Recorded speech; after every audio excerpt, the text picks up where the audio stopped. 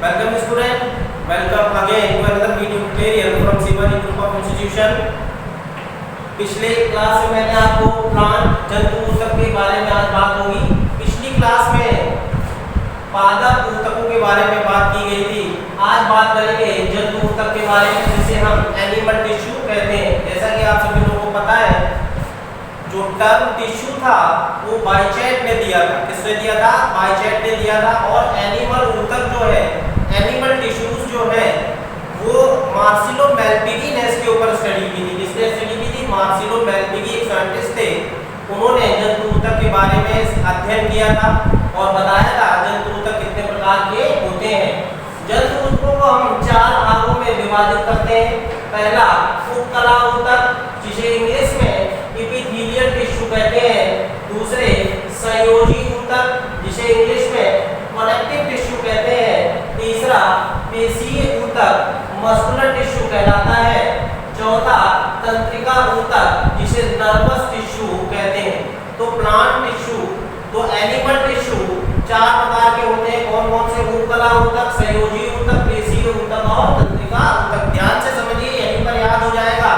पहला उपकला ऊतक, संयोजी ऊतक, पेशीय ऊतक और तंत्रिका ऊतक। इंग्लिश में बोले तो एपिथेलियल टिश्यू, कनेक्टिव टिश्यू। संयोजी का मतलब होता है कनेक्ट करना, कनेक्टिव टिश्यू। पेशी को मस्कुलर कहते हैं, मस्कुलर टिश्यू।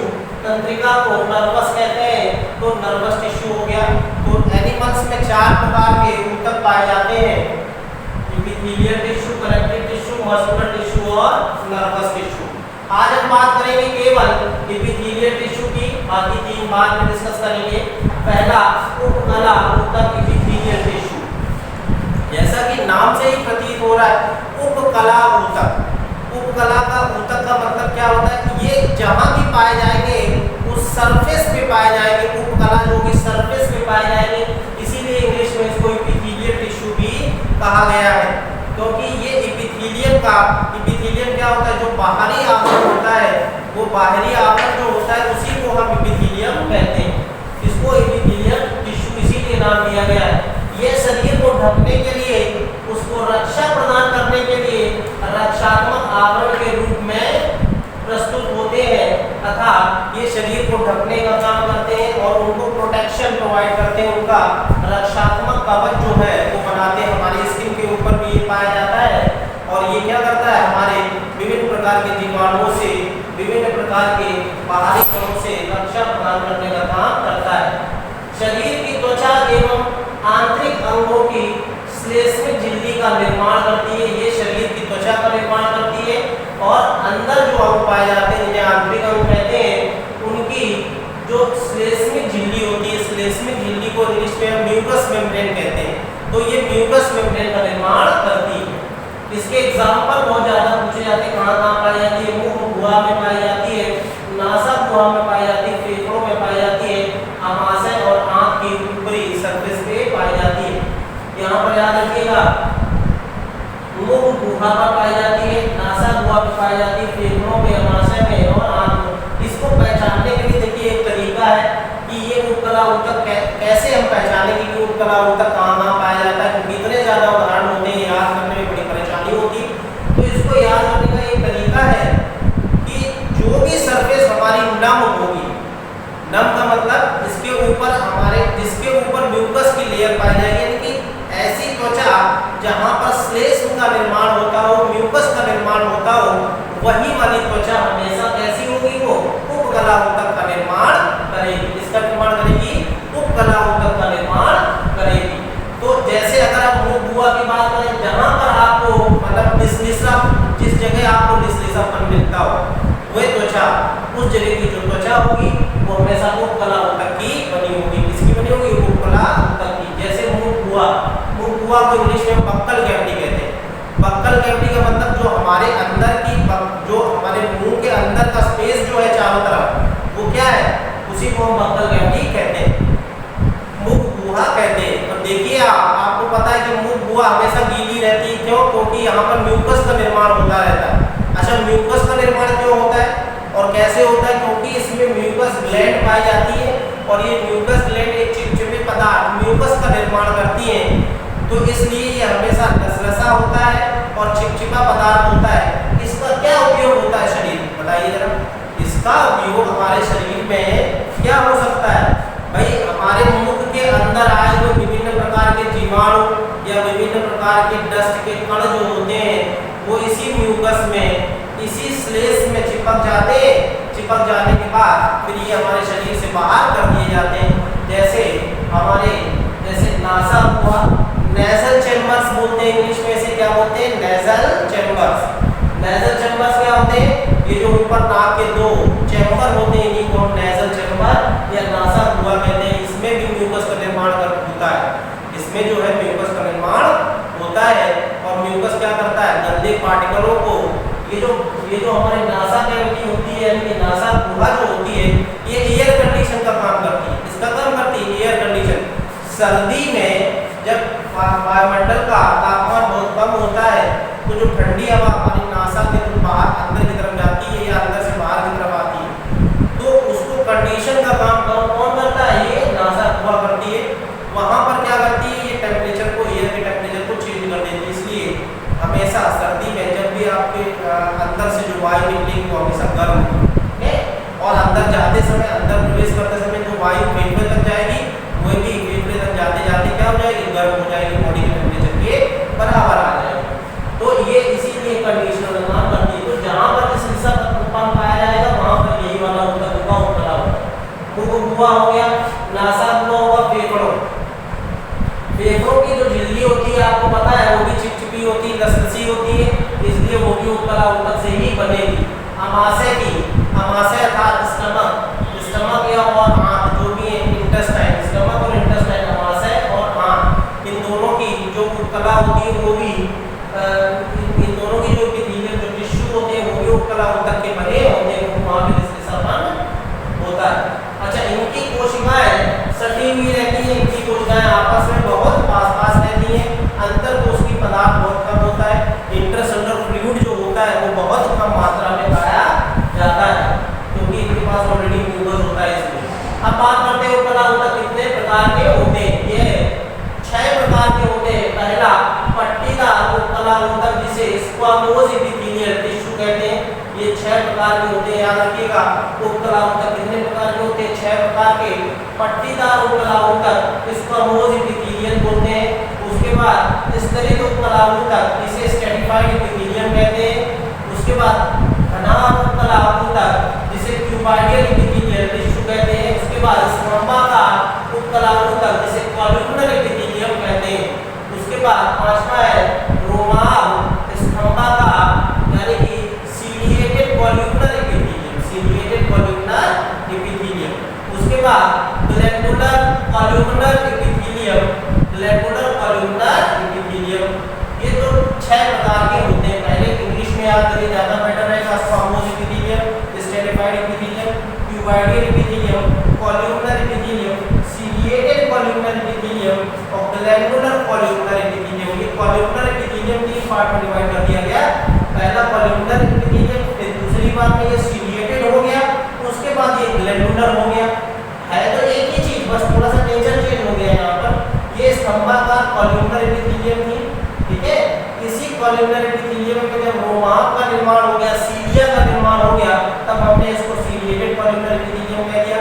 और जब यही कॉलम्नर एपिथेलियम ग्लैंडुलर सेल की तरह, ग्लैंड की तरह काम करने लगी, यानी कि किसी पदार्थ को बनाकर सिक्रीट करने लगी, निष्कासित करने लगी, तब हम इसको ग्लैंडुलर कॉलम्नर एपिथेलियम कह दिया। तो इस प्रकार से ये 6 प्रकार के होते हैं।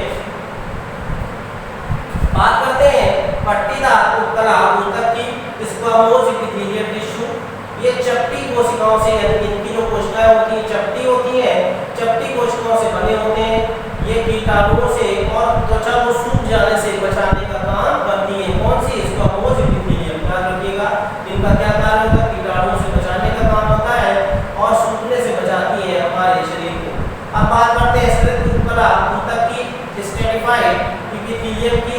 ये कहाँ पे पाई जाती है, इसका एग्जांपल बहुत पूछा जाता है। नेत्र की कॉर्निया कहाँ पाई जाती है, हमारे नेत्र की जो कॉर्निया होती है, कॉर्निया में ही तो क्या बनता है, इमेज बनती है। जो भी चीज़ हम देखते हैं उसकी इमेज कहाँ बनती है, कॉर्निया में बनती है। आँख के अंदर का एक कवरिंग होता है जो कॉन्केव होता है, इस तरीके से होता है, इस तरीके बिल्कुल इस तरीके से ऐसे। और यहाँ पर इमेज बनती है, यहाँ इसी को हम कॉर्निया कहते हैं। ये जो कॉर्निया होती है वो हमारी स्ट्रेटिफाइड एपिथेलियम की बनी होती है, स्तरित उपकला ऊतक की बनी होती है, स्तरित उपकला ऊतक की बनी होती है। कौन? नेत्र की कॉर्निया। तो ये एग्जांपल बहुत ज्यादा पूछा जाता है। नेत्र की कॉर्निया किससे बनी होती है? स्ट्रेटिफाइड एपिथेलियम की बनी होती है, अर्थात हिंदी में से स्तरित उपकला ऊतक कहते हैं। अब बात करते हैं घनाभ उपकला ऊतक की, क्यूबाइडियल एपिथेलियम। ये किडनी में पाई जाती है, जिसे हिंदी में गुर्दे कहते हैं, और लाल ग्रंथियां इसी की बनी होती है, घनाभ उपकला एपिथेलियम की। सिलिवरी ग्लैंड होती है। ह्यूमन बीइंग्स में 3 प्रकार की सिलिवरी ग्लैंड पाई जाती है, ठीक है। और ये 3 प्रकार की सिलिवरी ग्लैंड किसकी बनी होती है? घनाभ उपकला ऊतक की बनी होती है। तो इसके एग्जांपल पूछे जाते हैं और इससे कुछ नहीं हो जाता है, ऐसे पूछेगा गुर्दों में या लाल ग्रंथियों में कौन से प्रकार का ऊतक पाया जाता है? तो उपकला ऊतक का कौन सा प्रकार पाया जाता है? घनाभ उपकला ऊतक पाया जाता है। क्या पाया जाता है? घनाभ उपकला ऊतक। इस तरीके से हम बात करते हैं स्तंभाकार उपकला ऊतक। ये स्तंभ के आकार को, स्तंभ का मतलब पिलर लाइक होते हैं, लंबे लंबे बड़े इस तरीके से कोशिकाएं होती है, इस तरीके से इसकी कोशिकाएं होती है। ये जो पिलर लाइक कोशिकाएं होती है ऐसे इस तरीके से इसकी कोशिका, ये न्यूक्लियस बीच में इस तरीके से ये होते हैं स्तंभाकार उपकला एपिथेलियम। ये कहाँ पाया जाता है? ये अमाशय में पाया जाता है, याद रखिएगा। कहाँ पाया जाता है? स्टमक, पेट में पाया जाता है, क्योंकि पेट की कोशिकाएं तो होगी बड़ी बड़ी स्तंभाकार होंगी। कहाँ पाया जाएगा? अमाशय में पाया जाएगा। और जब इसी स्तंभाकार में सीलिया बन जाएगा, सीलिया का मतलब क्या होता है? मान लीजिए ये कोशिका इसके चारों ओर इस तरीके से हेयर लाइक स्ट्रक्चर, बाल नुमा संरचनाएं निकल आती है, तो ये क्या बनाती है? तब हम उसको सीलिएटेड एपिथेलियम कहते हैं। जैसे सीलिएटेड एपिथेलियम का एग्जांपल, सीलिएटेड एपिथेलियम कहाँ पाई जाती है? फैलोपियन ट्यूब में पाई जाती है। फैलोपियन ट्यूब क्या होता है? ये स्त्रियों में पाया जाने वाला एक अंग होता है जिसे फैलोपियन ट्यूब कहते हैं। और इसी फैलोपियन ट्यूब में फर्टिलाइजेशन की प्रोसेस होती है। इसकी निषेचन की प्रक्रिया इसी फैलोपियन ट्यूब के अंदर होती है। तो फैलोपियन ट्यूब की जो परत होती है वो अंदर की तरफ सीलिएटेड होती है, इस तरीके से सीलिया होती है। यहाँ पर ओवा आता है और यहाँ से स्पर्म आता है, इन दोनों का क्या होता है? फर्टिलाइजेशन। तो इस तरीके से ये सीलिएटेड एपिथेलियम होती है। अब उसके बाद छठी जो है ग्लैंडुलर कॉल्यूमनर एपिथेलियम, ये कहाँ पाई जाती है? गैस्ट्रिक ग्लैंड में जठर रस, जहाँ से जठर रस का निर्माण होता है, गैस्ट्रिक जूस का निर्माण जहाँ से होता है वहाँ पर पाई जाती है ग्लैंडुलर कॉल्यूमनर एपिथेलियम।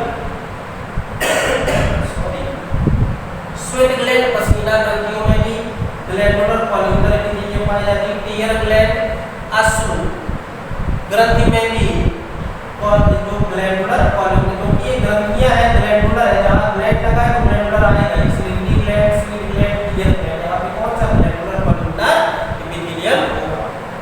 तो so student, this is all over today for जंतु ऊतक। Thank you, meet you in the next class.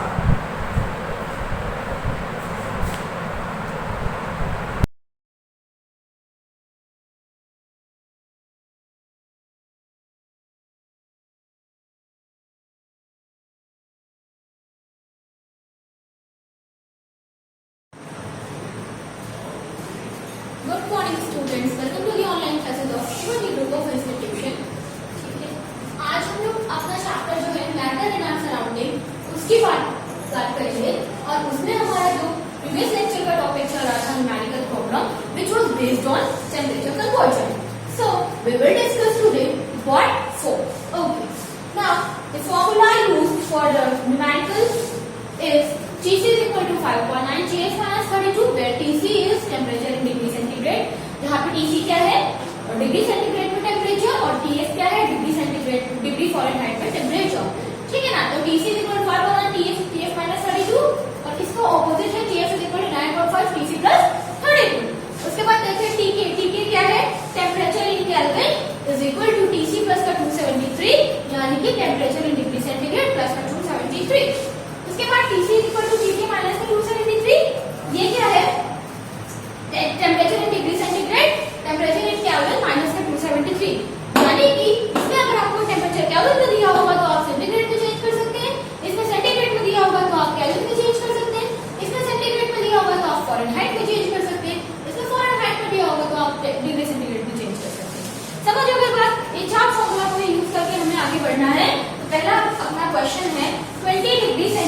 को फॉरेनहाइट में चेंज करना है। First question is 20 degree centigrade को आपने चेंज करना है डिग्री फॉरेनहाइट में, ठीक है। So what formula we have to put, कौन सा फॉर्मूला लगाएं? आपको लगाना है यार ये वाला फॉर्मूला। क्यों लगाना है? क्योंकि आपको गिवन है 20 डिग्री सेंटीग्रेड यानी कि ये टेम्परेचर गिवन है, और कौन सा निकालना है? फॉरेनहाइट यानी कि ये निकालना है। So we will put the formula number 2। So Tf is equal to 9/5 Tc plus 32, ठीक है। उसके बाद देखिए 9/5 ऐसे ही Tc की वैल्यू आपकी आ गई 20 प्लस 32, 5 × 5, 5 4 × 20, ठीक है। और ये हो जाएगा 9 4 × 36 प्लस ये 32, ये हो जाएगा, यानी कि आपका टेम्परेचर कितना आ गया? 68 डिग्री फॉरेनहाइट। समझ आ गई बात? कैसे किया मैंने? 20 डिग्री सेंटीग्रेड, ठीक है, उसको आपने चेंज करना था किसमें? डिग्री फॉरेनहाइट में। So we have to put just our formula number 2, ठीक है ना। Tf is equal to 9.5 Tc plus 32। उसके बाद Tc की वैल्यू आपने 20 पुट कर दी, प्लस का 32 एज इट इज, और जो 20 है वो 5 से कट हुआ है, 5 × 5 5 4 × 20, ठीक है ना। अब ये और ये दोनों मल्टीपल में है, तो 9 4 × 36 और ये प्लस का 32 एज इट इज, इन दोनों को एडिंग करेंगे तो 68 डिग्री फॉरेनहाइट आएगा। ये क्वेश्चन समझ में आया? आई होप क्लियर हो गया होगा। अगला क्वेश्चन है 35 डिग्री सेंटीग्रेड को आपने चेंज करना है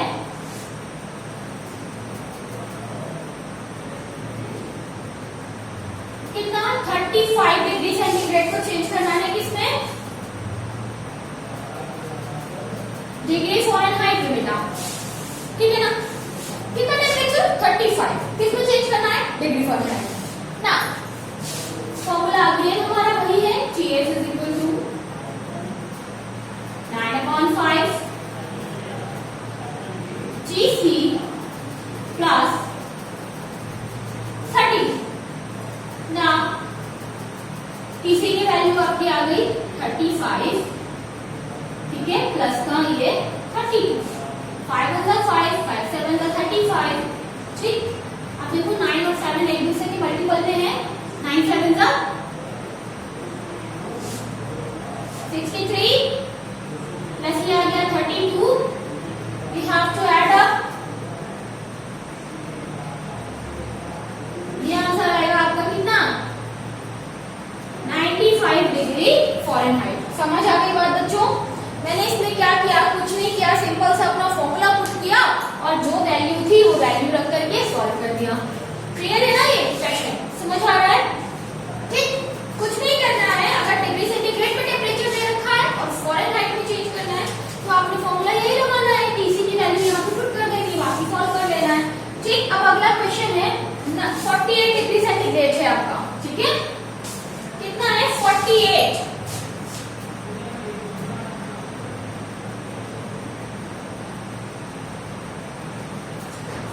डिग्री सेंटीग्रेड को you have to convert in degree Fahrenheit, ठीक है। So apply the formula Tf is equal to 9/5 Tc plus 32। Now 9/5 as it is, फिर आएगा आपका 48, ठीक है। फिर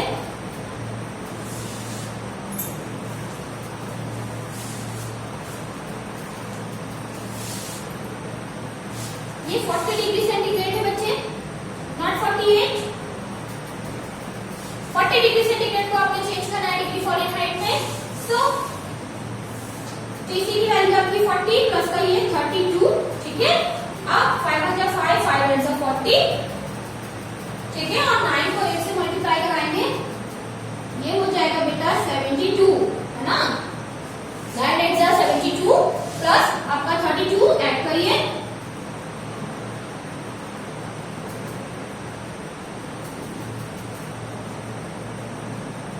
ये आंसर आएगा आपका 104 डिग्री सेंटीग्रेड, डिग्री फॉरेनहाइट, ठीक है।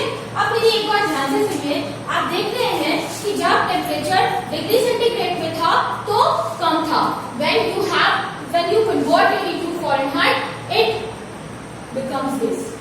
यानी टेम्परेचर 20 डिग्री सेंटीग्रेड जो टेम्परेचर है, डिग्री सेंटीग्रेड में अगर 20 टेम्परेचर है, ठीक है ना, तो फॉरेनहाइट में कितना है 68. यानी अगर टेम्परेचर डिग्री सेल्सियस में है, डिग्री सेंटीग्रेड में है, उसकी वैल्यू कम होगी न्यूमेरिकल, और जब वो फॉरेनहाइट में चेंज हो जाएगा तो उसकी न्यूमेरिकल वैल्यू बढ़ जाएगी. बात समझ में आ रही? क्या कहना चाह रहे हैं हम सिर्फ ये कह रहे हैं कि अगर आपका टेम्परेचर डिग्री सेंटीग्रेड में है तो उसकी जो न्यूमेरिकल वैल्यू है वो कम होगी. जब आप उसको कन्वर्ट कर देंगे फॉरेनहाइट में तो न्यूमेरिकल वैल्यू बढ़ जाएगी. यू हैव टू सी 35 था, न्यूमेरिकल वैल्यू कितनी होगी 95. 45 से 95 बढ़ गई ना, ठीक है ना. तो ये होता है कन्वर्जन. यानी कि अगर डिग्री सेंटीग्रेड से या डिग्री सेल्सियस से आप जाएंगे फॉरेनहाइट की तरफ तो टेम्परेचर आपका न्यूमेरिकल वैल्यू टेम्परेचर की बढ़ जाएगी. टेम्परेचर नहीं बढ़ेगा, टेम्परेचर सेम रहेगा, बिकॉज जो स्केल है वो अपने अपने अलग है लेकिन टेम्परेचर उतना ही है, ठीक है ना. लेकिन स्केल में चेंज होने की वजह से उसकी न्यूमेरिकल वैल्यू बढ़ेगी. बात समझ में आ रही है आपको? ठीक. We will move our next question. ये है आपका क्वेश्चन नंबर 4 और इसमें आपने क्या करना है 30 डिग्री सेंटीग्रेड को कन्वर्ट करना है डिग्री फॉरेनहाइट में. ओके. नाउ तो फॉर्मूला लगा दीजिए. TF is equal to 9/5 TC plus 32. TC की वैल्यू आ गई 30 प्लस ये 32. 5 1 5 5 6 30. समझ आ गई बात? मैंने काट दिया सिंपली. 5 5 5 6 30 और 9 को 6 से मल्टीप्लाई कराएंगे कितना आएगा? Yes, it is 54. 9 6 54 और ये हो जाएगा प्लस का 32. ठीक है. तो ये प्लस का 32. अब उसके बाद देखिए सॉल्व कीजिए. ऐड करना है सिंपली. ठीक है ना. ये कितना आ गया 86. अब देखो किसमें आ रहा है ये डिग्री फॉरेनहाइट. फिर हम आपको एक बात बता दें 30 डिग्री सेंटीग्रेड टेम्परेचर था, जब आपने इसको कन्वर्ट किया न्यूमेरिकल वैल्यू कितनी हो गई 86 है ना. So you are observing that when the temperature is in degree centigrade या degree Celsius its numerical value is less है ना. लेकिन if you convert it into Fahrenheit या degree Fahrenheit the numerical value becomes large. समझ आ गई बात है ना. इसके बाद देखो बेटा अगला है आपका 27 डिग्री सेंटीग्रेड को आपने चेंज करना है केल्विन में. कितना 27 यहां डाली हूं. क्वेश्चन नंबर 5 है आपका. It is your question number 5.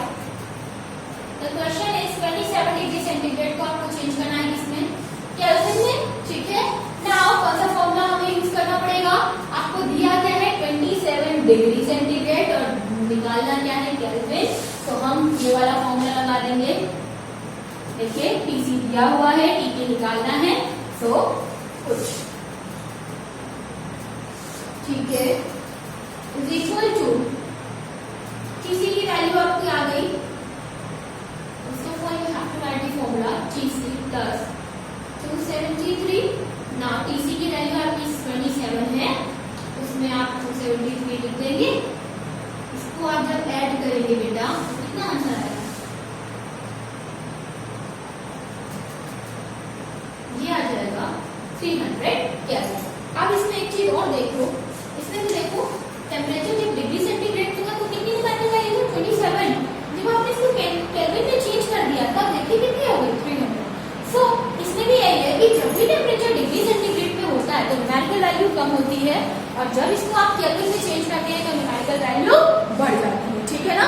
ये बात समझ में आ रही है बच्चों. तो आज की इस क्लास में हम लोगों ने पढ़ा कि डिग्री सेंटीग्रेड वाले टेम्परेचर से फॉरेनहाइट में कन्वर्जन कैसे होता है. ठीक है. और डिग्री सेंटीग्रेड से केल्विन में कन्वर्जन कैसे होता है ये चीजें हम लोगों ने पढ़ रखी है. आज की इस क्लास में बच्चों इतना ही. मिलते हैं अपनी अगली क्लास में. तब तक के लिए गुड बाय.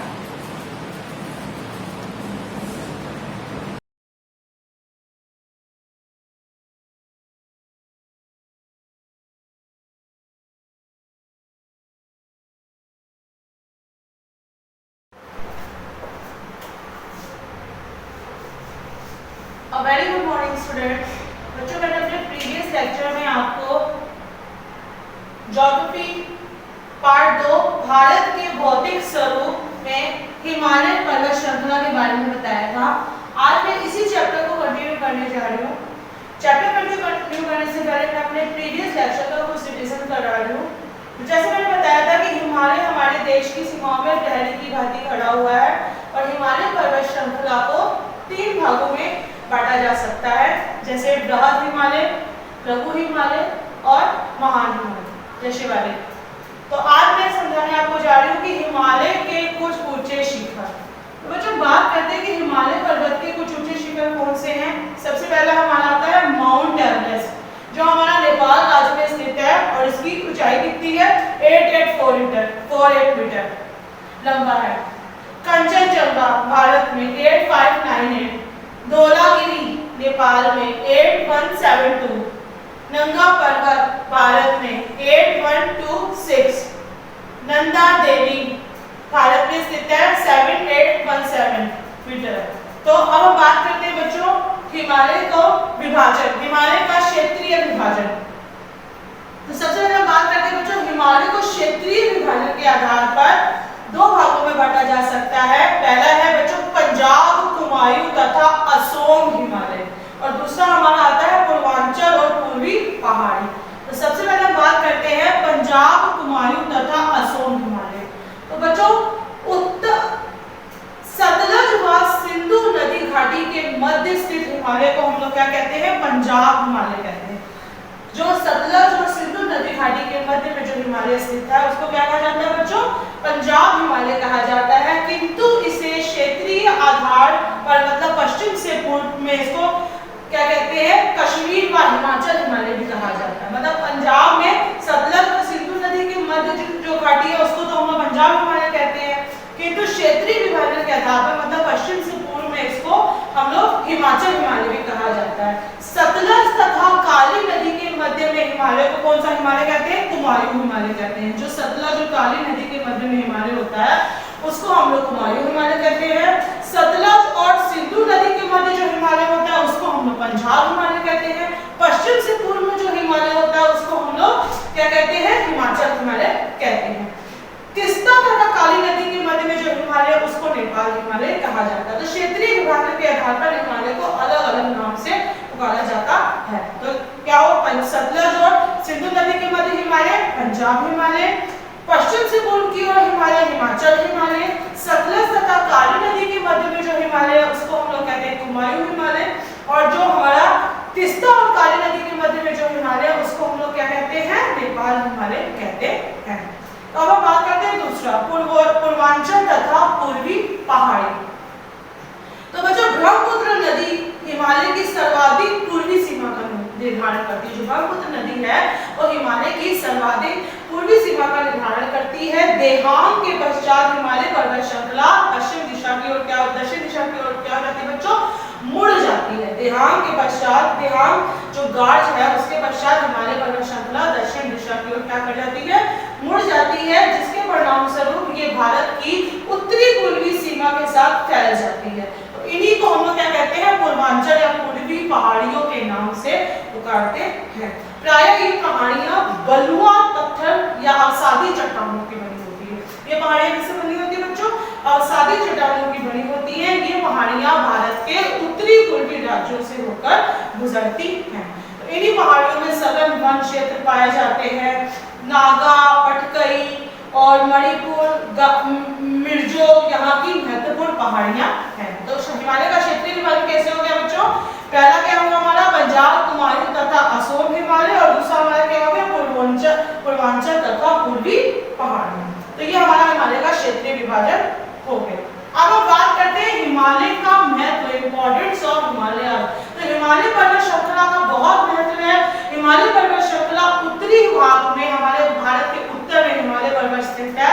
तो भारत के उत्तर में जो हिमालय पर्वत है वो हमारे देश की प्रहरी की भांति हमारा रक्षक बनके वो हमारी सीमा पर तैनात है, जो आर्थिक रूप से भारत के लिए अत्यधिक महत्वपूर्ण है। सुरक्षा की दृष्टि से भी बहुत महत्वपूर्ण है। ये पहरेदार की भांति उत्तरी सीमा में बाहरी आक्रमणों से देश की रक्षा करता है। तो हिमालय के महत्व को निम्न प्रकार से समझा जा सकता है। सबसे पहले बात करते हैं शीत व ठंडी हवाओं से भारत की रक्षा। तो हिमालय पर्वत शीत ऋतु में उत्तर ध्रुवीय प्रदेशों एवं साइबेरिया की ओर से आने वाली ठंडी शीत हवाओं से देश की रक्षा करता है। बर्फीली जो हवाएं चलती हैं उससे हमारे देश की एक प्रहरी की तरह रक्षा करता है। दूसरा महत्व क्या है बच्चों? जैव विविधता का भंडार। तो हिमालय क्या है? हिमालय के निचले ढालों में कई सघन वन पाए जाते हैं जिनमें प्रचुर मात्रा में जैव विविधता पाई जाती है, बायोस्फीयर। तो जैव विविधता पाई जाती है जो पर्यावरण दृष्टि से बहुत अधिक लाभदायक होती है। तो ये हमारा क्या है? जैव विविधता का भंडार। नेक्स्ट महत्व क्या है बच्चों? उपयोगी वन। तो हिमालय पर्वत में अनेक प्रकार के उपयोगी वन पाए जाते हैं जिनमें लकड़ियों का उपयोग भवन निर्माण विभिन्न प्रकार की उद्योगों में किया जाता है। वनों से हमें विभिन्न प्रकार की जड़ी बूटियां और औषधियां भी मिलती है। तो वनों से हमें बहुत लाभ मिलते हैं। मतलब हम अपने घरेलू उपयोग की चीजों को भी वनों से ले सकते हैं। दवाई बनाने के लिए औषधियां वन से कलेक्ट कर सकते हैं। तो हिमालय पर्वत क्या है? हिमालय पर्वत उपयोगी वनों का क्या है? भंडार है। नाउ नेक्स्ट, वर्षा के लिए सहायक। तो हिमालय पर्वत की स्थिति कहाँ पे है बच्चों? बंगाल की खाड़ी तथा अरब सागर से उठने वाली मानसूनी हवाओं के मार्ग में रुकावट बनकर उन्हें वर्षा करने के लिए बाधा बनती है। तो हिमालय का काम क्या है? जो बंगाल की खाड़ी और अरब सागर से जो मानसूनी हवाएं उठती हैं उनको रोककर क्या करता है? हिमालय वर्षा करने में सहायक होता है जो उत्तरी भारत में व्यापक वर्षा का कारण बनता है। यदि भारत की उत्तरी सीमा में हिमालय पर्वत न होता तो उत्तर का विशाल मैदान जो कि विश्व का सबसे उपजाऊ मैदान कहलाता है वो उपजाऊ मैदान न होकर शुष्क मरुस्थल होता। तो ये सब पूरा क्रेडिट किस पे जाता है बच्चों? हिमालय पर्वत पे जाता है। हिमालय पर्वत क्या है? हमारा वर्षा के लिए सहायक है। नेक्स्ट हमारा आता है खनिज संसाधन। तो बच्चों हिमालय पर्वत पर कोयला, पेट्रोलियम आदि खनिज प्रचुर मात्रा में पाए जाते हैं। नेक्स्ट हमारा है सदा नीला नदियों का उद्गम स्थान। तो सदा नीला नदियां क्या होती हैं बच्चों? सदा नीला में उत्तर भारत की अधिकांश नदियां जैसे गंगा, यमुना, ब्रह्मपुत्र, सिंधु और उनकी सहायक नदियों का उद्गम स्थान क्या है? हमारा हिमालय में। मोस्टली नदियां कहां से ऑरिजिनेट होती है? मोस्टली नदियां कहां से निकलती हैं? हिमालय से निकलती हैं। तो हिमालय पर्वत क्या है? सदा नीला नदियों का उद्गम स्थान है। ये नदियां हिमनद के पिघलने से बनती हैं। जो ग्लेशियर्स हमारे मेल्ट होते हैं, जो हमारे ग्लेशियर्स पिघलते हैं उनसे नदियों का फॉर्मेशन होता है।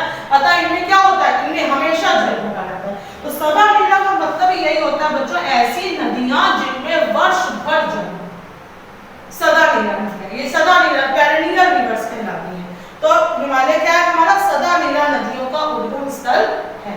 और नेक्स्ट हमारा आता है जल विद्युत का उत्पादन। तो बच्चों हिमालय पर्वत से निकलने वाली सदाबहानी नदियां अपने प्रवाह मार्ग में प्राकृतिक झरनों की रचना करती है। नेचुरल फाउंटेन्स की फॉर्मेशन करती हैं। ये झरने क्या काम करते हैं? जल विद्युत शक्ति, हाइड्रो इलेक्ट्रिक पावर को जनरेट करते हैं। तो हिमालय के सब हमारे महत्व है बच्चों।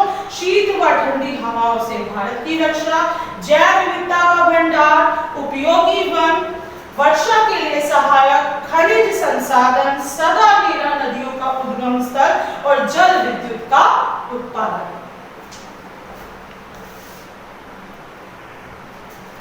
बच्चों अब हम बात करते हैं दूसरे भौतिक स्वरूप के बारे में। भारत के उत्तरी मैदान। भारत का उत्तरी मैदान 3 प्रमुख नदी प्रणालियों सिंधु, गंगा, ब्रह्मपुत्र की सहायक नदियों से बना है। तो बच्चों जो भारत का उत्तरी मैदान है कौन सी नदियों से बना है? सिंधु, गंगा और ब्रह्मपुत्र की सहायक नदियों से बना है।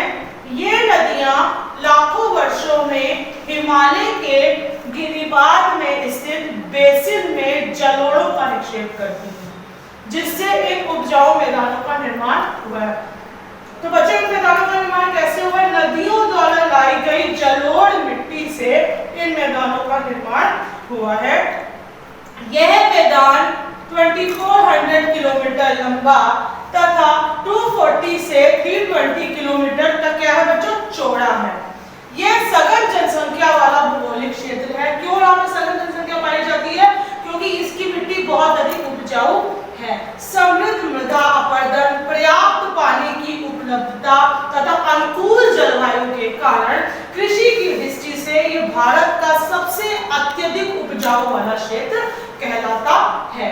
उत्तरी भारत से आने वाली नदियां क्या करती हैं बच्चों? निक्षेपण का कार्य करती हैं। उत्तरी भारत की जो नदियां गंगा, ब्रह्मपुत्र, यमुना, तो ये क्या करती है? ये अपने साथ गाद लेके आती है, सिल्ट लेके आती है, जिसका ये क्या करती है? डिपॉजिट करती है, निक्षेपण करती है।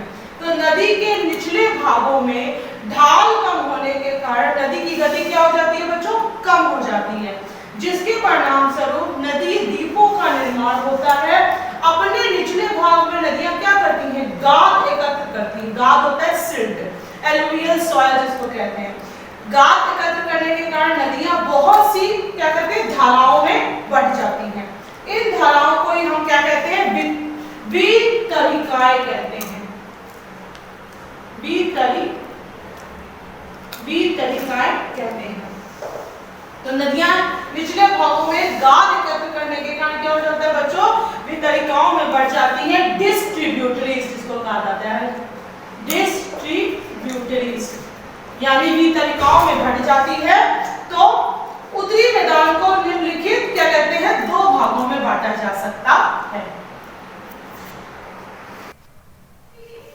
बच्चों हम बात करने जा रहे हैं भूगोलिक विशेषता व ढाल के आधार पर उत्तरी मैदान का वर्गीकरण। तो भूगोलिक विशेषता और ढाल के आधार पर क्या है? सबसे पहला बच्चों भाबर।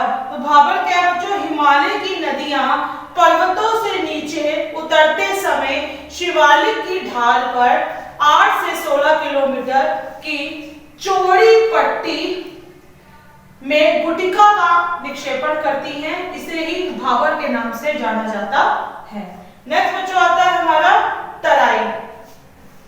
तराई क्या होता है? भाबर पट्टी के दक्षिण में सरिताएं एवं नदियां फिर से निकल आती हैं। तो भाबर के दक्षिण में जो नदियां होती हैं वो फिर से निकल आती हैं और एक दलदली क्षेत्र का निर्माण करती हैं। कैसे क्षेत्र का निर्माण करती हैं बच्चों? दलदली क्षेत्र का निर्माण करती हैं। उसे हम लोग क्या कहते हैं? तराई कहते हैं। नेक्स्ट हमारा आता है बंगाल अथवा बांगर। देखिए क्या होता है? उत्तरी मैदान का सबसे पुराने जलोढ़ का बना है। तो ये क्या होता है बच्चों? पुराना है, बहुत पुराना है, इसको हम लोग बांगर कहते हैं। पुराने जलोढ़ का बना है। ये नदियों के बाढ़ वाले मैदान के ऊपर स्थित है। इस भाग को बांगर के नाम से जाना जाता है। किस नाम से जाना जाता है? तो हमारी जो जलोढ़ मिट्टी होती है वो दो भागों में बटी होती है, बांगर और खादर। तो जो पुरानी जलोढ़ मिट्टी है उसको हम लोग बांगर कहते हैं और जो नई जलोढ़ मिट्टी है उसको हम लोग क्या कहते हैं बच्चों? खादर कहते हैं। तो ये हमारा क्या था? भौगोलिक विशेषता व ढाल के आधार पर मैदान का वर्गीकरण। भाबर, तराई, बंगाल अथवा बांगर और खादर। तो अब हम बात करते हैं क्षेत्रीय आधार पर वर्गीकरण। तो बच्चों क्षेत्रीय आधार पर उत्तरी मैदानों का वर्गीकरण क्या है? पंजाब का मैदान, राजस्थान का मैदान, गंगा का मैदान। तो गंगा के मैदान में बच्चों हमारा ऊपरी गंगा का मैदान, मध्य गंगा का मैदान, निम्न गंगा का मैदान और ब्रह्मपुत्र का मैदान आता है। तो पंजाब के मैदान की हम बात करते हैं बच्चों। पंजाब का मैदान क्या है? उत्तरी विशाल मैदान का ये सबसे पश्चिमी भाग है। 5 प्रमुख नदियां, कौन सी 5 प्रमुख नदियां होती हैं बच्चों? तो ये जो पंजाब का मैदान है ये उत्तरी भारत का सबसे प्रमुख मैदान है। ये 5 प्रमुख नदियों झेलम, चिनाब, रावी, सतलज और ब्यास। झेलम, चिनाब, रावी, सतलज और ब्यास, इन 5 नदियों से इसका जल प्राप्त करने के कारण ये क्या कहलाता है बच्चों? पंजाब कहलाता है। क्या कहलाता है? पंजाब का मैदान कहलाता है, क्योंकि इस मैदान को इन 5 नदियों से क्या हो रहा है? 5 नदियों से इस मैदान को जल मिल रहा है, इसके कारण ये पंजाब का मैदान कहलाता है।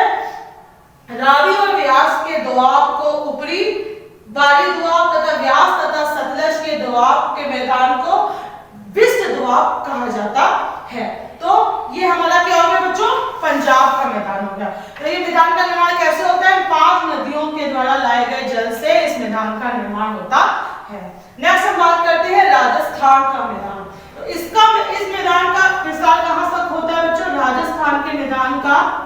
राजस्थान के मैदान का विस्तार होता है बच्चों अरावली पर्वत से लेकर पश्चिम, अरावली पर्वत के पश्चिम से लेकर अरावली पर्वत के पश्चिम से लेकर भारत पाकिस्तान की सीमा तक है इसका विस्तार। भारत पाकिस्तान की सीमा तक इस मैदान का विस्तार है। यहाँ की प्रमुख नदी क्या है बच्चों? लूनी। यहाँ की इस मैदान की प्रमुख नदी क्या है बच्चों? लूनी नदी है, जो कच्छ की खाड़ी में क्या हो जाती है? विलीन हो जाती है। कच्छ की खाड़ी में क्या करते हैं? समा जाती है। सांभर, डिंडवाना इस मैदान की प्रमुख नमकीन झीलें। नमकीन झीलें मतलब झीलों में नमक होता है। तो सबसे खारे पानी की झील कौन सी है बच्चों? सांभर। सांभर झील खारे पानी की झील कहलाती है। सांभर और आपकी क्या कहते हैं? भारत की सबसे बड़ी अंतःस्थलीय नमकीन झील है। तो भारत की सबसे बड़ी अंतःस्थलीय नमकीन झील का क्या नाम है बच्चों? सांभर झील। भारत की सबसे बड़ी अंतःस्थलीय झील है। कौन सी झील है? सांभर झील। तो इसका क्षेत्रफल 180 वर्ग किलोमीटर है। कितना है? 180 वर्ग किलोमीटर है। Now that's all for today. I will continue this chapter in my next video.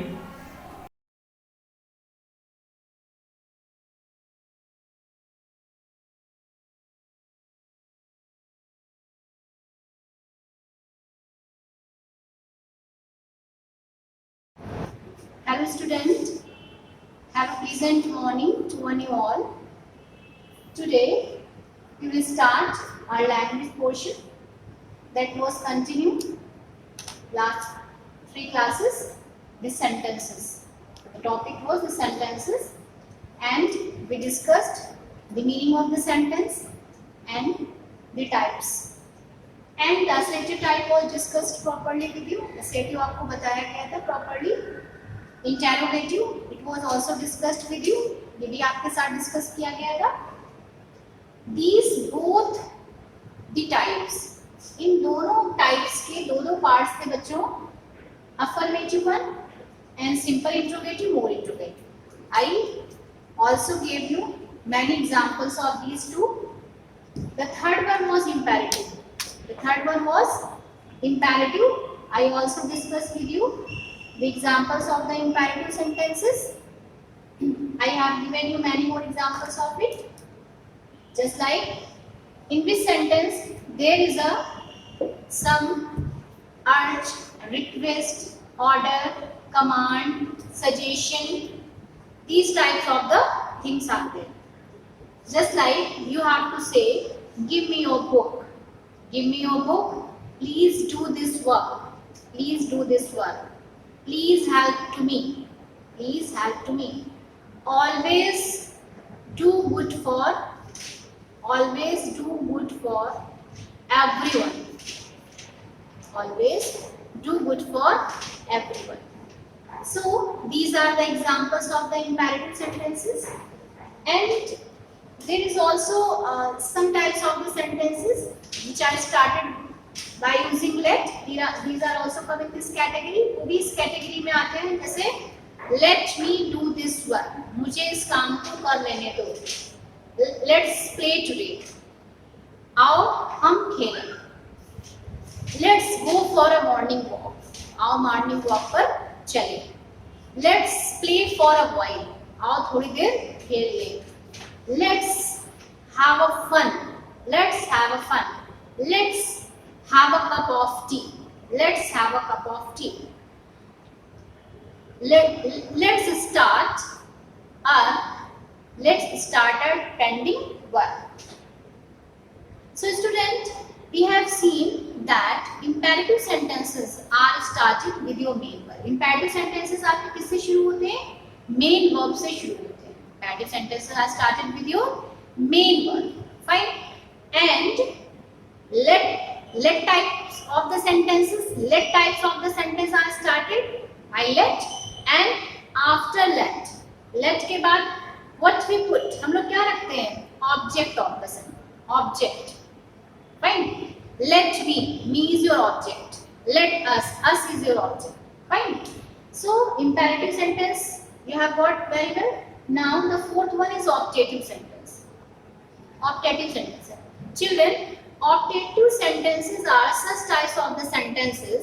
Optative sentences are such types of the sentences in which we congratulate to someone, we wish to someone, we bless to someone, we pray for someone.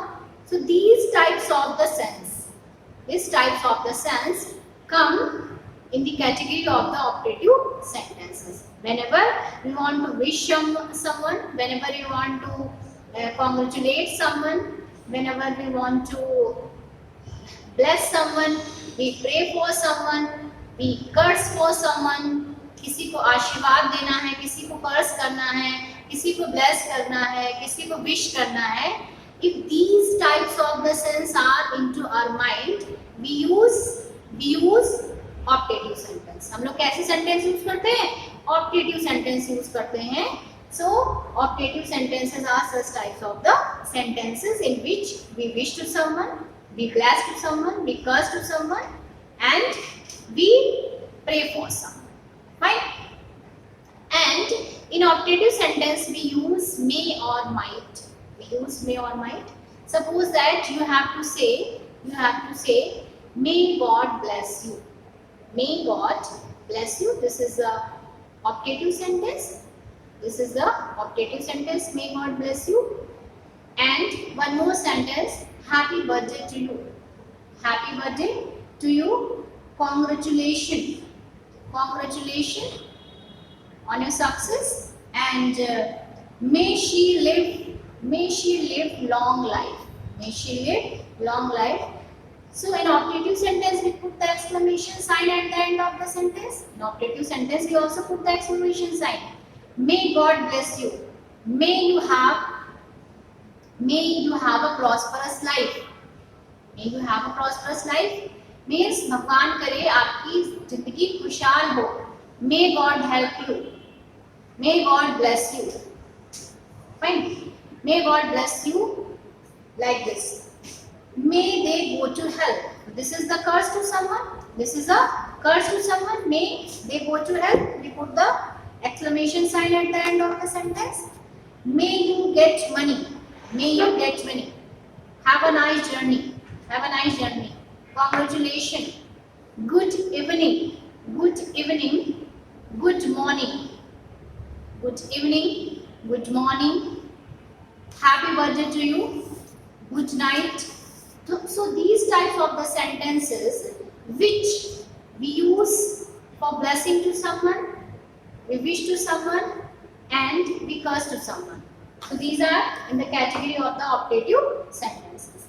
The last one is left over here, exclamatory sentence. Exclamatory sentence, that is called in Hindi Vishmayadibodhak Vakya. Vishmayadibodhak Vakya.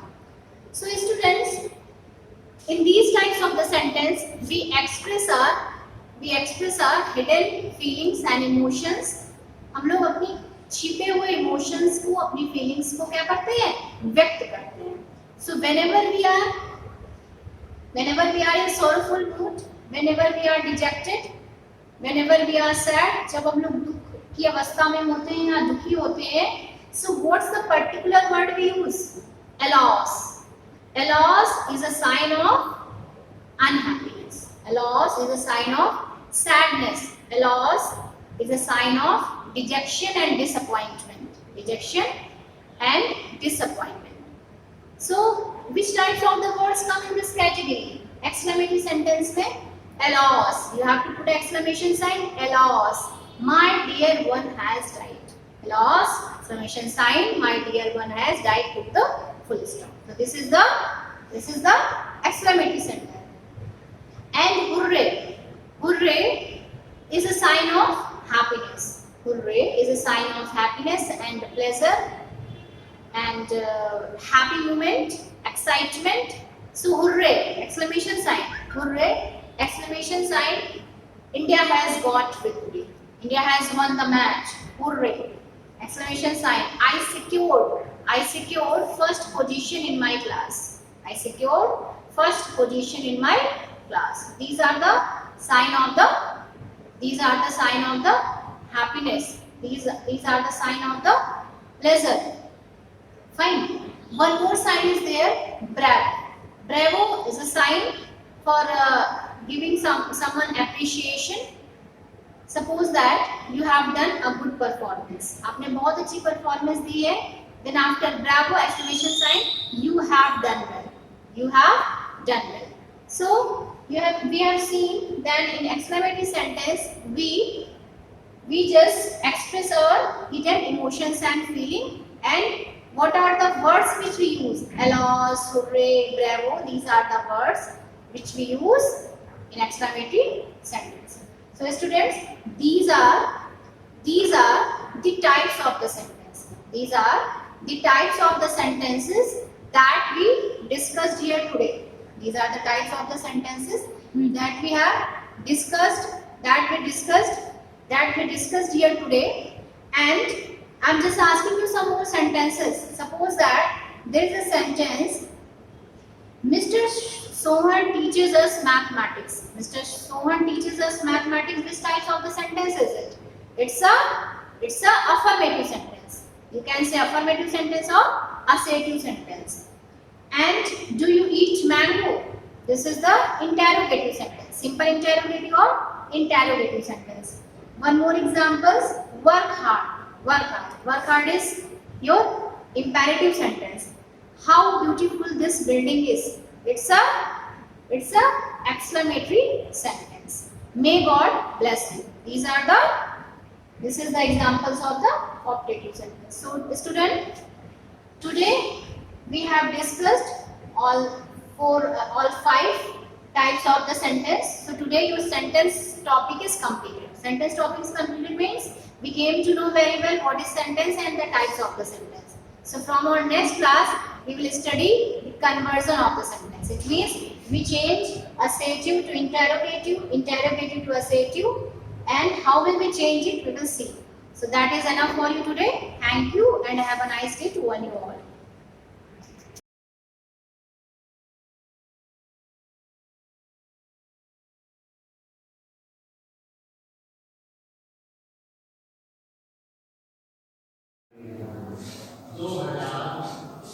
Hello students, आज मैं class 9 subject Hindi page number 48 बच्चों विलोम शब्द चल रहे थे, विलोम शब्द पूरे नहीं हुए थे तो उन्हीं को मैं आगे कंटिन्यू करती हूँ। बच्चों ध्यान से इसको आप अपनी क्लास वर्क की कॉपी में बहुत सुंदर राइटिंग में लिखेंगे।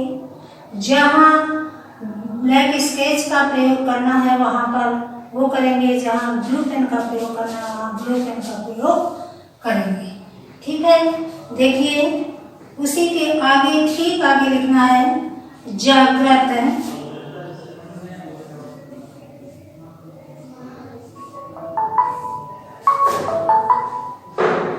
जागृत का होता है सुप्त,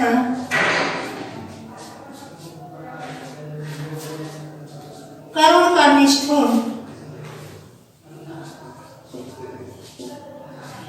निष्ठुर,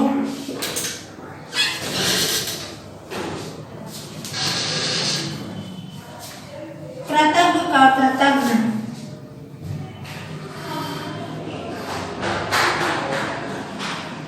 कृतज्ञ,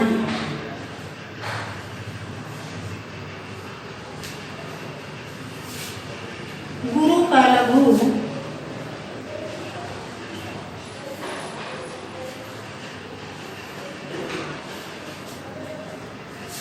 चतुर का मूर्ख, चतुर का मूर्ख,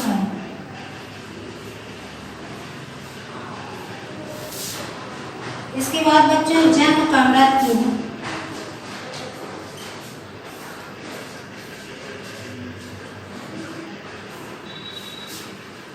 जय का पराजय,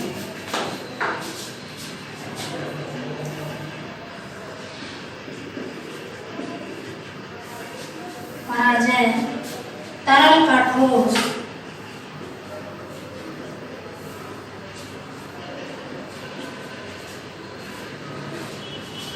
दंड का पुरस्कार,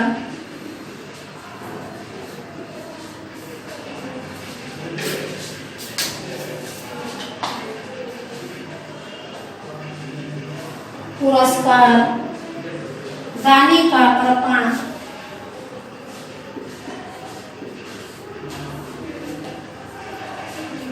कृपण माने होता है बच्चों का न्यूज, दुर्लभ का सुलभ,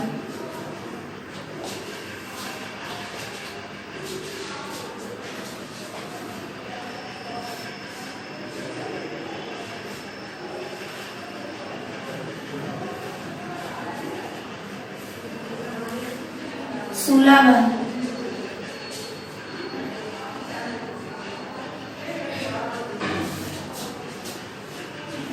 धवल का कृष्ण,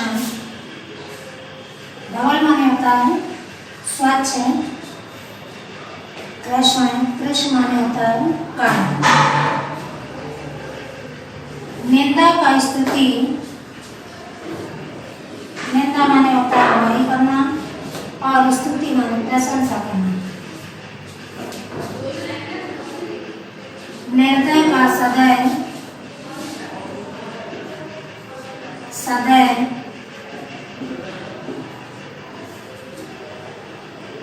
लोभी का निर्लोभी, लोभी यानी लालची, निर्लोभी,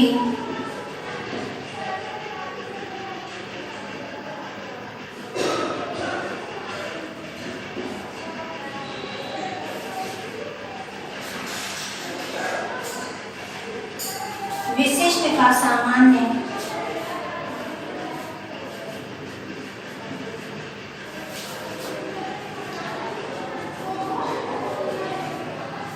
सामान्य, सत्कार का तिरस्कार,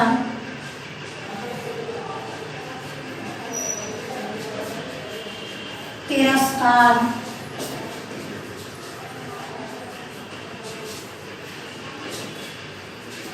दुर्बल का सबल, दुर्बल माने कमजोर,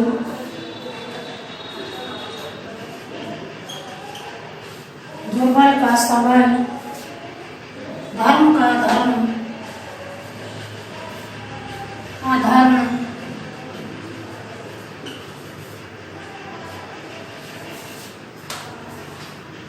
निरर्थक का सार्थक,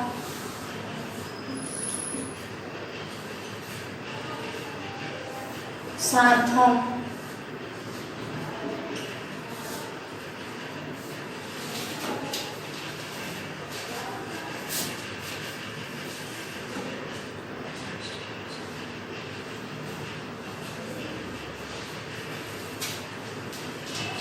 मनुज का धनुज,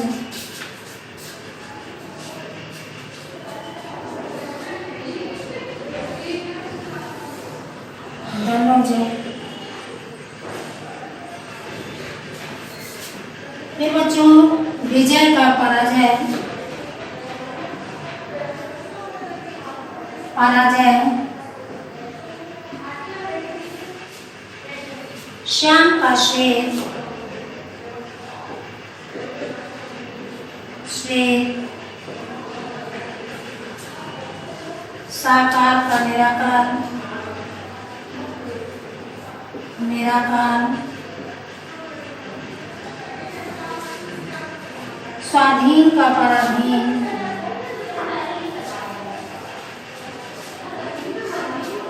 पराधीन,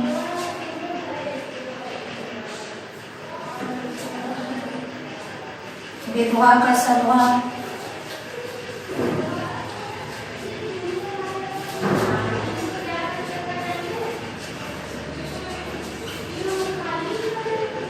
शासक का शासित, शासित,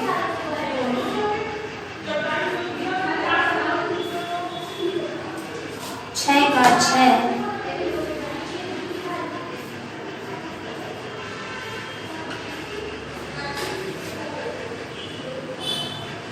शांत का शांत,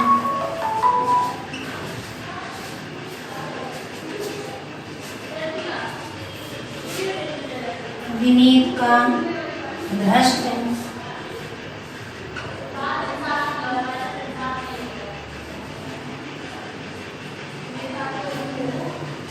स्थिर का स्थिर,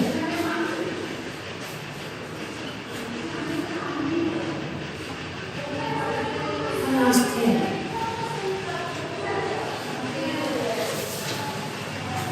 ये देखिए बच्चों, विलोम शब्द मैंने पेज नंबर 47 पर स्टार्ट हो गए थे, तो कुछ शेष थे, उसको आज मैंने पढ़ाया है। एक बार फिर से देखिए, विलोम शब्द है जागृत का स्वप्न, जागृत का सुप्त, करुण का निष्ठुर, कृतज्ञ का कृतज्ञ, गुरु का लघु, चतुर का मूर्ख, जन्म का मृत्यु, जय का पराजय, तरल का ठोस, दंड का पुरस्कार, दानी का कृपण, दुर्लभ का सुलभ, धवल का कृष्ण, निंदा का स्तुति, निर्दय का सदय, लोभी का निर्लोभी, विशिष्ट का सामान्य, सत्कार का तिरस्कार, दुर्बल का सबल, धर्म का अधर्म, निरर्थक का सार्थक, मनुष्य का धनुष, विजय का पराजय, श्याम का श्वेत, साकार का निराकार, स्वाधीन का पराधीन, विधवा का सधवा, शासक का शासित, क्षय का अक्षय, शांत का अशांत, विनीत का भ्रष्ट और स्थिर का अस्थिर। ये बच्चों आपके विलोम शब्द संपूर्ण हुए। इनको क्लास वर्क की कॉपी में कंटिन्यू आप लिखेंगे, लिख करके उसको याद भी करेंगे, ठीक है। हेलो स्टूडेंट्स, मैं class 9 subject Hindi page number बच्चों 48 मैंने बोला था विलोम शब्द चल रहे थे, तो 48 से 49 पर विलोम शब्द समाप्त होंगे। पेज नंबर की कंफ्यूजन किसी तरह की ना रखें। पेज नंबर 48, 49 दोनों चले हैं और उसके पहले 47 भी चला, ठीक है। तो 47, 48 और 49 तीन पेजों में आपका विलोम शब्द संपन्न हुआ, समाप्त हुआ है। अब मैं आपको पेज नंबर 50 पढ़ाऊंगी, वर्तनी, पेज नंबर 50।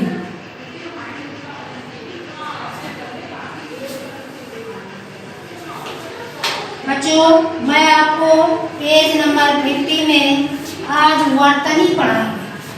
देखिए वर्तनी क्या होती है।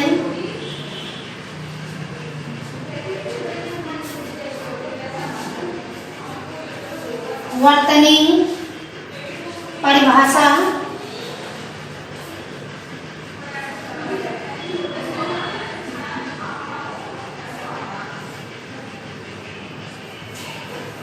देखिए, वर्तनी से आशय है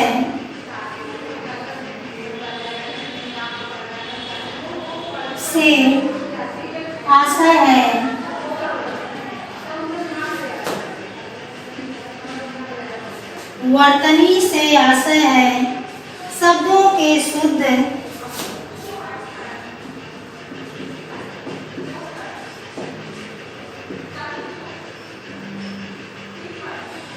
वर्ण विन्यास,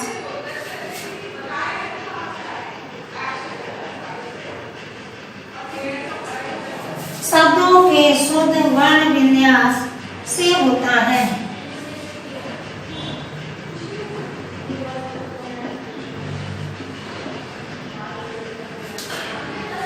अर्थात कोई शब्द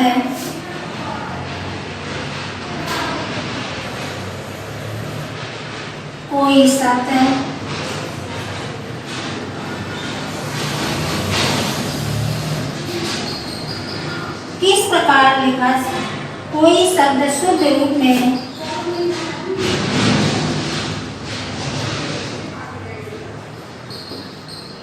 किस प्रकार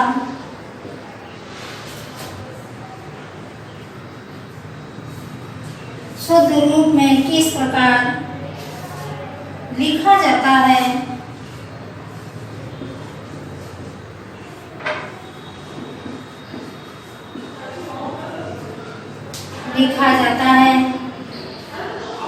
उसे उसकी वर्तनी कहते हैं।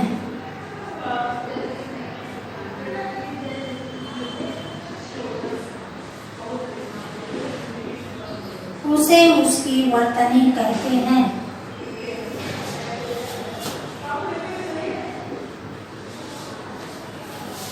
तो बच्चों, परिभाषा में आपने देखा कि वर्तनी से आशय है शब्दों के शुद्ध वर्ण विन्यास से होता है, अर्थात कोई शब्द शुद्ध रूप में किस प्रकार लिखा जाता है उसे उसकी वर्तनी कहते हैं। नीचे देखिए, हिंदी भाषा में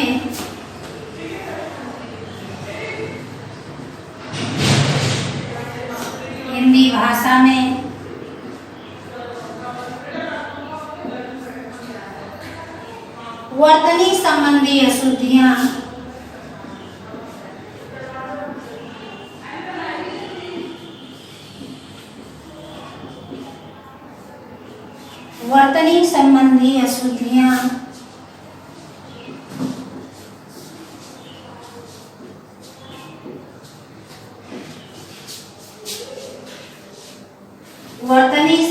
अशुद्धियां निम्नलिखित प्रकार की होती हैं।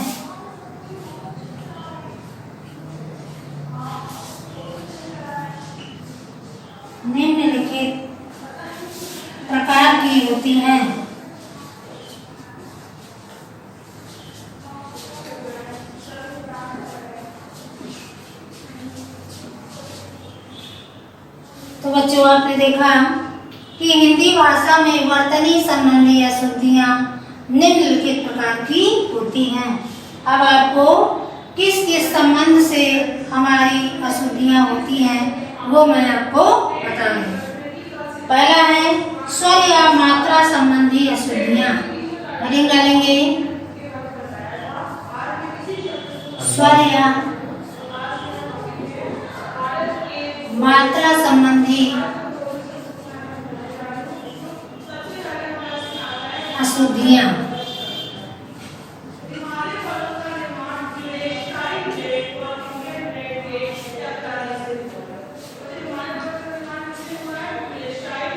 ये बच्चों हेडिंग डालेंगे,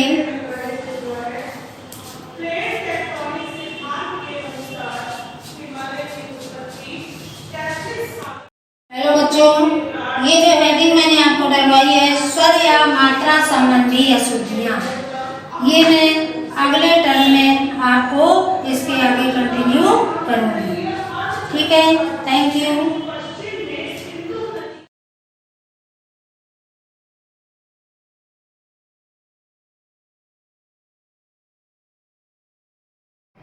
हेलो स्टूडेंट, आज हम बीजगणितीय सर्वसमीकरण अलजेब्रिक आइडेंटिटीज नया चैप्टर स्टार्ट करेंगे। आइए सबसे पहले हम बात करेंगे, सबसे पहली आइडेंटिटी है a प्लस बी का होल स्क्वायर। ये हमने पिछली क्लास में क्लास 8 में पढ़ा है। a प्लस बी का होल स्क्वायर क्या होगा? a square plus b square plus 2ab। a plus B का होल स्क्वायर क्या होगा? a square plus b square plus 2ab। अब आइए ये कैसे आया a प्लस b का whole square, a square plus b square plus 2ab। तो सबसे पहले बायां पक्ष ले लेते हैं। बायां पक्ष क्या है? Left hand side a plus b का होल स्क्वायर। देखिए x स्क्वायर अगर लिखा होता तो इसका मतलब होता है x into x, यानी x का 2 बार गुणा। अब यहाँ पर देखिए a प्लस b का होल स्क्वायर लिखा है, इसका मतलब क्या होगा? a प्लस b का कितनी बार गुणा होगा? 2 बार गुणा होगा। a plus b into a plus b। अब यहाँ पर देखिए इसको 2 बार लिख देंगे, a plus b into a plus b। अब 2 ब्रैकेट का मल्टीप्लाई करेंगे। क्या करेंगे? 2 ब्रैकेट का मल्टीप्लाई। आइए कैसे करेंगे?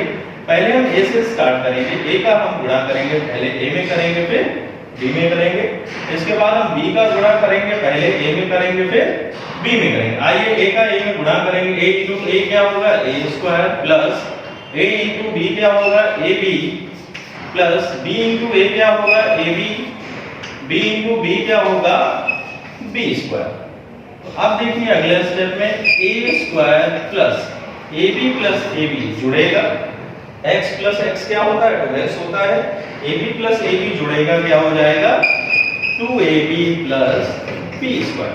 तो यहाँ से हमें फार्मूला मिल गया a प्लस बी का whole square A square plus B square plus 2ab। ठीक है बच्चों। अब इसी की तरह अगर हम दूसरी आइडेंटिटी ले लेते हैं a माइनस बी का होल स्क्वायर, तो ये क्या होगा a square plus B square minus 2ab। बिल्कुल इसी तरह से इसको भी हम कर सकते हैं।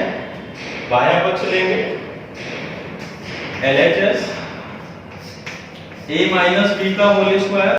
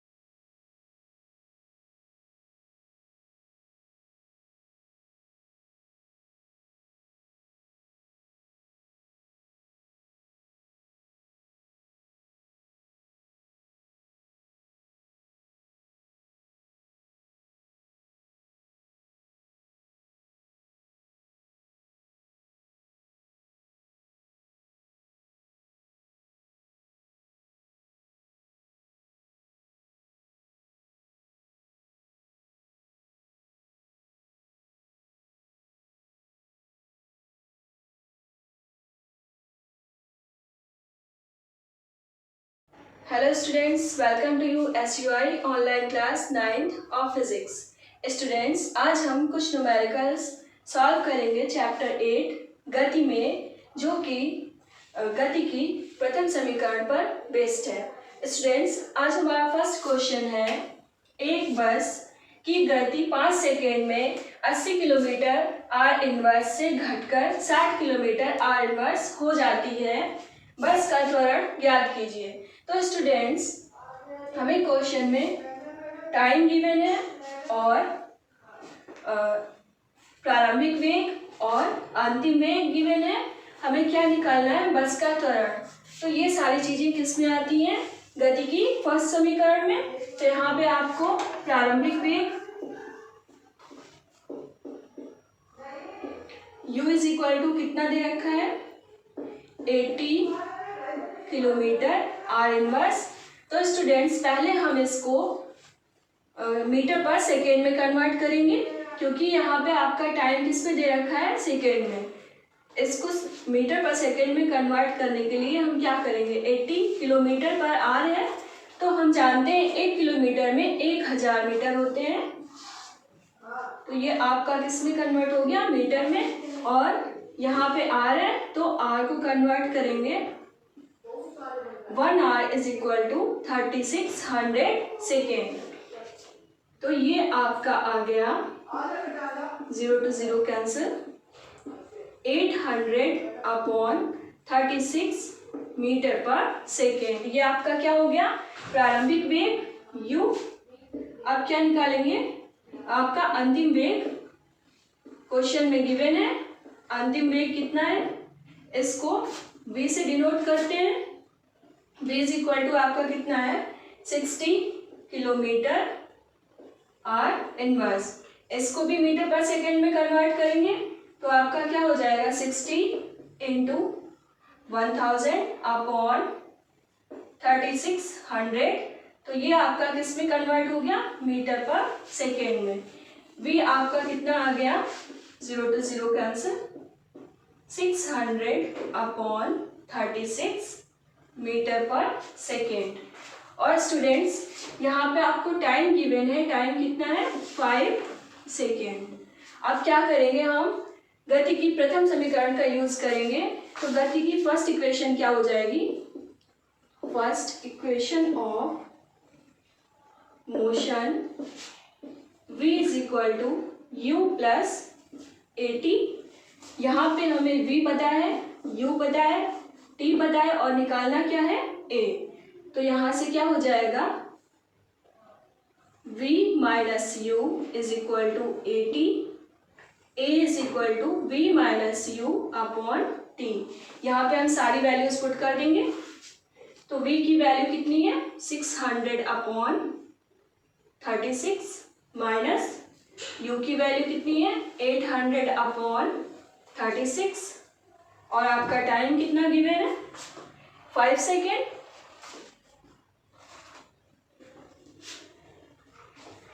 जब आप इसका एलसीएम लेंगे तो यहाँ पे कितना आएगा? 36, 600 माइनस 800 अपॉन 5। अब आपका क्या हो जाएगा? यहाँ पे माइनस 200 अपॉन 36 इंटू 5। यहाँ पे 5 4 ज़ा 20 और 4 9 ज़ा 36। तो ये आपका कितना आ गया? 10 अपॉन 9 माइनस 10 अपॉन 9 मीटर पर सेकेंड स्क्वायर। और आप इसको लिख सकते हैं 1.11 मीटर पर सेकेंड स्क्वायर। ये आपका त्वरण आ गया। स्टूडेंट्स, ये बस का त्वरण हो गया। हेलो स्टूडेंट्स, हमारा नेक्स्ट क्वेश्चन है, एक रेलगाड़ी स्टेशन से चलना प्रारंभ करती है और एक समान त्वरण के साथ चलते हुए 10 मिनट में 40 किलोमीटर आर इनवर्स की चाल प्राप्त करती है। इसका त्वरण ज्ञात कीजिए। तो स्टूडेंट्स यहाँ पर क्वेश्चन में दिया गया है एक रेलगाड़ी स्टेशन से चलना प्रारंभ करती है।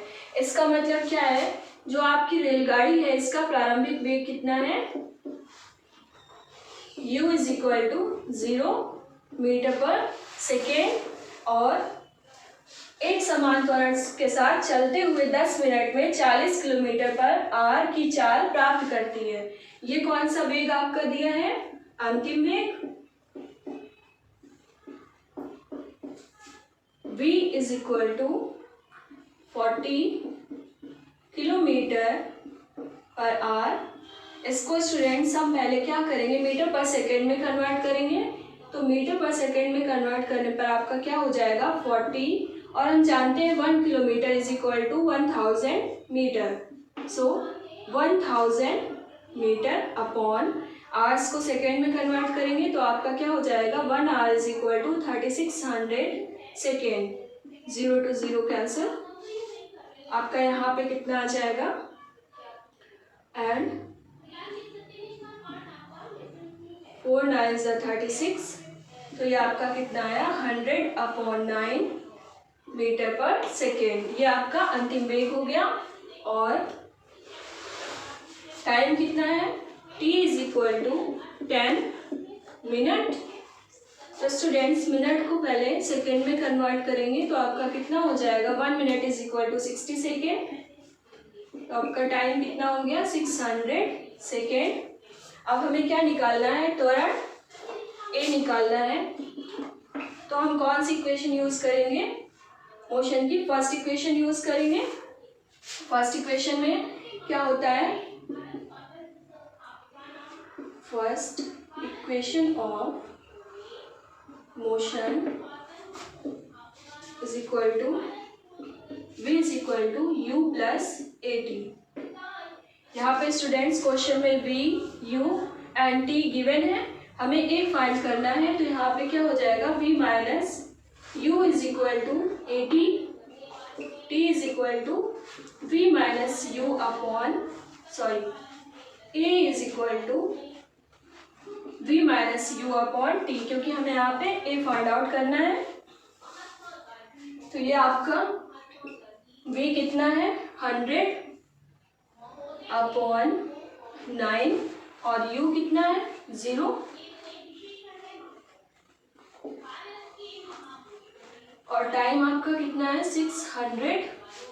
तो ये कितना हो जाएगा 100 अपॉन 600 इंटू 9, 0 to 0 कैंसिल हो गया। यहाँ पे आपका आया 1/54।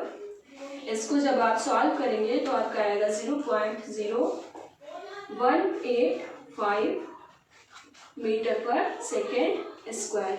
ये आपका क्या हो गया त्वरण। रेलगाड़ी इस त्वरण से स्टेशन पर 10 मिनट में इसका एक्सेलरेशन आपका कितना हो जाएगा 0.0185 मीटर पर second square. Thank you students.